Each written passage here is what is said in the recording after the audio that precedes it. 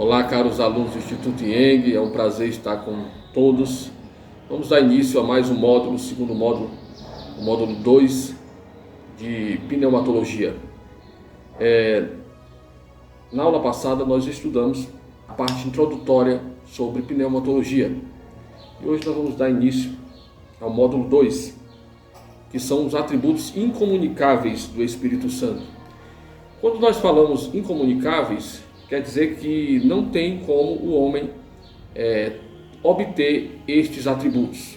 O homem ele não tem a capacidade de obter estes atributos. Quando nós estudamos sobre a introdução à teologia, nós aprendemos alguns atributos de Deus, incomunicáveis de Deus. E quando nós olhamos o Espírito Santo, como ele faz parte da Trindade, ele tem os mesmos atributos. E um dos primeiros atributos que ele tem, inerentes a ele, é a onipotência. Ele é onipotente. A Bíblia vai nos dizer que ele tem o pleno poder, Então ele tem um poder próprio, um poder, a onipotência dele é imensa. Nós entendemos em 1 Coríntios capítulo 2, versículo 4, que ele opera tanto na mente do ser humano, convencendo o homem do pecado, e se comunica com o ser humano através das palavras da Sagrada Escritura. E ele persuade, ou seja, ele convence o homem do pecado. Ele faz com que o homem se converta, porque ele persuade. E tudo isso é pelo poder dele, é pelo poder do Espírito. Então temos que entender que este poder, ele faz, ele persuade, ele convence, ele dá força à vida. Todos esses meios fazem parte do atributo de onipotência do Espírito Santo. Então, observando tudo isso, nós temos, primeiro, que ele causa a conversão dos ouvintes. Lá em Atos 2, 37 e 38, fala sobre a conversão, ou seja, quando Pedro estava ministrando. O batismo do Espírito Santo para os novos crentes, Atos 10, 44, vai falar justamente quando houve uma conversão na casa de Cornélio, centurião. E o mais interessante é que várias pessoas se converteram e foram batizadas com o Espírito Santo. E a evidência, sem dúvida, é o falar em línguas, ok?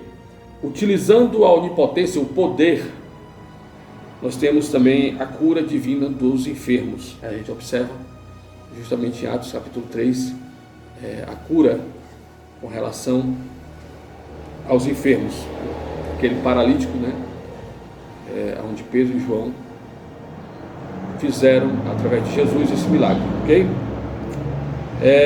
A obediência do crente ou dos crentes ao Senhor, tudo isso tem a ver com o poder do Espírito, ou seja, a onipotência. Aí nós temos também a onisciência. Isso quer dizer que ele sabe todas as coisas, tudo o que acontece, ele sabe, ele conhece, desde as profundezas, tudo ele conhece, então ele é onisciente. E aí a gente observa que essa onisciência faz com que o Espírito habite em nós. Lá em Hebreus capítulo 2, versículo 3, ele vai dizer que o Espírito faz uma tão grande salvação no ser humano. Isso quer dizer que ele tem a onisciência de conhecer o ser humano. Isso faz com que o homem venha a se converter. Nós temos também a onipresença. A onipresença, ele está presente em todo o lugar, em todas as dimensões celestiais ou profundezas, tanto nos confins da terra, ele se faz presente. Lá em 1 Coríntios capítulo 2, versículo 10, diz que ele penetra todas as coisas até as profundezas de Deus. Então ele é onipresente, ele conhece. Aí nós temos outro atributo que só ele tem, ou seja, a Trindade tem, que é a eternidade. A eternidade é justamente, nós observamos que ele é infinito. Em tempos, em dias, ele existe e sempre existiu, Não há limites de tempo para o Espírito. Não há limites de tempo. É surpreendente nós imaginarmos o poder do Espírito Santo. E temos que louvar a Deus por este poder. Ok? Nós temos aqui a parte 5, né, que fala sobre a terceira pessoa da Trindade. Nós vamos tratar um pouco sobre a terceira pessoa da Trindade. Pai, Filho e Espírito, eles são três pessoas distintas. 1 João capítulo 5, versículo 7 vai explicar isso. Três formam a Trindade Santa. Daí então nós observamos que Deus é único. Ele é único. Mas é triuno em sua essência. E isto, de forma natural, ela vai transcender o conhecimento humano. O conhecimento humano é incapaz de entender e compreender, na sua parte científica, é difícil de entender e compreender esta trindade. A ciência ela não consegue entender. É difícil para a ciência ver desta forma. Assim também é difícil entender que a unidade do ser humano é composta de corpo, alma e espírito. E justamente a fé nos leva a crer num Deus uno, um Deus único. E ao mesmo tempo ele é triuno, porque na sua essência ele é formado por três pessoas distintas. Okay? A Trindade ela é coeterna, ela existe eternamente e ela tem uma igualdade entre si. Não tem parâmetros de maior ou menor, é uma igualdade entre si. Okay? Agora existem operações diferentes na criação, né? Trabalhos, operações diferentes na parte da criação. Quem executou e quem planejou, e aí a gente vai entender um pouco sobre estas operações. Primeiro de tudo, Deus Pai, ele planejou a criação de tudo, né? Lá em Efésios 3, versículo 9, vai dizer que vai falar justamente dos mistérios ocultos de Deus, que planejou toda a criação e pediu para o Filho amado executar este intento. A gente observa que lá em Efésios 3:9 vai dizer assim: e também me deu o privilégio de fazer com que todos vejam como se realiza o plano secreto de Deus. Deus que criou tudo, escondeu esse segredo durante os tempos passados. Okay? Quem planeja é Deus, o Deus Pai, né? O Deus Filho é o que executa, né? Lá em Colossenses capítulo 16 vai dizer que tudo foi criado por Ele e para Ele. Isto sem dúvida mostra a obra executora de Cristo na criação. Okay? E a terceira, nós observamos aqui nessa terceira aqui, que Deus, Espírito Santo, vivificou a criação. Ele executa de forma a trazer vida à criação. O Espírito Santo ele vai sustentar a criação. De qual forma? O fôlego de vida, a natureza, o Espírito Santo sustenta em partes da criação. Este é o objetivo do Espírito Santo. Ok? Nós observamos que o Pai tem um domínio e planeja. O Filho realiza, né? E o Espírito Santo ele vivifica e sustenta a criação. Nós podemos observar também que a redenção da humanidade também ela é composta. O Pai ele tem o planejamento da salvação, né? O Filho ele executa, faz com que seja consumado a salvação, né, na terra, e o Espírito ele realiza e convence o homem do pecado, faz com que o homem se converta e entre na salvação. Okay? Outra característica da Trindade, né, que nós podemos observar é que o Pai é a plenitude da divindade invisível, ou seja, podemos não vê-lo, mas sentimos-o. Okay? Já o Filho é a plenitude da manifestação, porque ele veio à terra, ele veio ao mundo, ok? Ele veio provar a divindade dele aqui na terra. E em terceiro, nós observamos que o Espírito Santo é a plenitude que opera na criatura. O Espírito é que opera em nós. Isso é muito interessante. Estudar a pneumatologia é gratificante por isso. A gente observando os atributos do Espírito e observando estas classes de atividades da Trindade. Essas atividades elas são executadas e cada um faz o seu papel, muito organizado. Deus, ele é muito organizado, ok? Nós observamos agora, nós vamos para essa sexta parte, que tem a ver com o batismo com Espírito Santo. A doutrina que nós seguimos, historicamente falando, as Assembleias de Deus, nós somos pentecostais. Nós cremos justamente neste poder do batismo com o Espírito Santo. Há outras denominações que não seguem o ritmo das Assembleias. Eles não acreditam nesta forma de batismo com o Espírito Santo. Mas podemos citar que eles são chamados de cessacionistas, porque na visão deles, essa operação, ela cessou. Mas nós sabemos, principalmente os assembleanos, que ainda há essa continuidade do poder do Espírito Santo em operar de forma sobrenatural, com curas, milagres, falar em línguas. Então existe esse detalhe. No capítulo 2 de Atos dos Apóstolos, nós vemos o Espírito Santo operando e utilizando o batismo com o Espírito Santo. Nós observamos que no cenáculo, Jesus era um local onde eles ficavam, mas eu observo também que Jesus ele se apresenta a 500 pessoas antes de ser ascenso ao céu. E quando ele vai ascenso ao céu, ele chama para todos ficarem no mesmo local. Eles chamam a todos para ficarem no cenáculo, esperando a descida do Espírito Santo. Só que desses 500, a gente observa que só 120 estavam presentes no cenáculo. E observamos que 120 eles aguardavam a promessa. Eles ficaram, então eles foram batizados com o Espírito Santo. Aí observamos o livro de Joel, o profeta Joel, um livro do Antigo Testamento, que faz esta promessa do derramamento do Espírito Santo.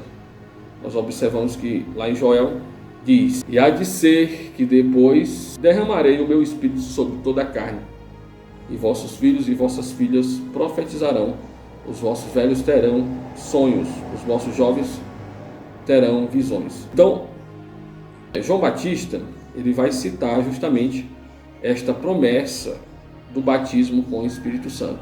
No Novo Testamento, nós vamos observar João Batista citando o batismo com o Espírito Santo. E ele vos batizará com fogo. Isso é um fogo ardente pela obra de Deus. Então nós temos que entender este sentido. Okay? Lá em Marcos, capítulo de número 16, versículo 17, cita uma parte que fala: falarão novas línguas. O próprio Jesus citando este versículo. Só que há alguns críticos modernos que dizem que essa parte antiga, bíblica, do Novo Testamento, ela foi retirada. Ela não existe nos manuais mais perfeitos, os manuais mais estudados. Esses manuscritos, eles simplesmente não estão aderidos. Então, há um erro nessa parte. Nós acreditamos que sim, que Jesus falou em Marcos, capítulo 16, versículo 17. Eles vão dizer que não são originais, que não há no contexto bíblico. Mas toda a Bíblia ela é inspirada pelo Espírito Santo. Se ela é inspirada pelo Espírito Santo, então essa parte faz parte, sim, da palavra de Deus. E há muitos relatos de toda a história de comprovações de homens e mulheres que falaram em línguas sobrenaturais. Há muitos relatos na história. Nós podemos observar que a história toda dessa parte, desde o primeiro século, há esse assunto do falar em línguas. Okay? O Espírito Santo foi o último assunto de Jesus antes de sua ascensão. Por isso nós temos que observar que o revestimento de poder é um assunto de bastante relevância na igreja. É um assunto que tem que ser citado na igreja, esse revestimento de poder, ok? E aí a gente observa o apóstolo Pedro, após ser batizado com o Espírito Santo, dando um discurso e frisando lá em Atos capítulo 2 sobre a importância do batismo com o Espírito Santo. Sem dúvida é um assunto bastante interessante. E é um privilégio especial da igreja, né? Receber o Espírito Santo. No Antigo Testamento nós vemos que a principal promessa era justamente o receber a manifestação, a revelação divina. Já no Novo Testamento nós observamos que o receber o Espírito Santo, o batismo com o Espírito Santo, é um dos assuntos principais, um privilégio principal, também através da vida cristã, né? Ter o Espírito Santo na vida cristã. O profeta Joel vai nos dizer que houve esse derramamento do Espírito, né? Mas não ainda na sua plenitude, né? Ou seja, no seu total. Não há ainda uma manifestação por completa. Ainda há de haver uma manifestação por completo. E isso vai acontecer quando vai se cumprir, no caso, quando houver e se cumprir os acontecimentos escatológicos. Aí sim cumprirá toda a palavra de Joel. Então o batismo com o Espírito Santo é um revestimento de poder, né, do alto. Com isso, o falar em línguas é uma das principais comprovações desse batismo com o Espírito Santo. Falar em línguas estranhas, ok? E esse batismo com o Espírito Santo, ele vai ingressar o crente na eficiência do trabalho, do serviço cristão. Ele vai capacitar o crente. A gente observa algumas referências com relação a isso. Agora, o que é que nós não podemos confundir? O batismo com o Espírito Santo, né, de batismo do Espírito Santo. É bem explicado, ou seja, é bem explícito que batismo com o Espírito Santo trata-se daqueles que experimentaram ou experimentam o novo nascimento. O novo nascimento, ele é o batismo do Espírito Santo. O Espírito Santo já entra, já regenera a vida do crente. Mas o batismo com o Espírito Santo é uma capacitação espiritual para a eficiência da obra de Deus, ok? Então nós temos qualificações para receber o batismo com o Espírito Santo.